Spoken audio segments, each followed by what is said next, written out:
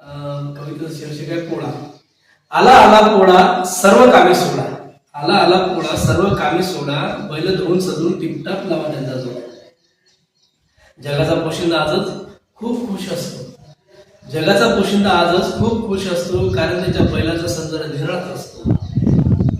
खरंच अगोदर पोळ्याची मजा खूपच जबरदस्त होती. खरंच अगोदर पोळ्याची मजा खूपच जबरदस्त होती. खूपच बैल होती आणि प्रत्येकाच्या आनंदाला सीमा नव्हती. बैलांना धुवून सजवून त्यांच्यावर चित्र रेखाटत होती, बैलांना धुवून सजवून त्यांच्यावर चित्र रेखाटत होती. सर्व घर एकत्र येऊन सण साजरा करत होती, सर्व घर एकत्र येऊन सण साजरा करीत होती. आजकालच्या पोळ्यात थोडा फरक जाणवू लागला, आजकालच्या पोळ्यात थोडा फरक जाणवू लागला. बैलावर जीव दिसतो पण गोट्यातून बैलच गायब होऊ लागला, बैलावर जीव दिसतो पण गोट्यातून बैलच गायब होऊ लागला. पोळा साजरा करायला कोणी एकत्र जमत नसतो, पोळा साजरा करायला कोणी एकत्र जमत नसतो. जो तो आपल्या हट्टीपणामुळे वेगळा साजरा करत असतो. खरंच पोळा खूप एकी पसरवत होता, कारण पोळा हे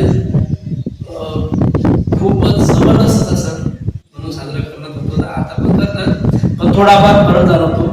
खरंच पोळा खूप एकी पसरवत होता, बैलच काय माणसांना एकत्र जोडत होता. पोळ्याच्या सणातून एकत्र कुटुंब दाखवत होता, भारतीय संस्कृतीचा वारसा जपून ठेवत होता. झालं गेलं सर्व आता विसरून जाऊ, झालं गेलं सर्व आता विसरून जाऊ. पोळ्याचा सण एकत्र येऊन साजरा करत जाऊ. बैलांना जनावरांना त्यांचा मान, बैलांना जनावरांना त्यांचा मान.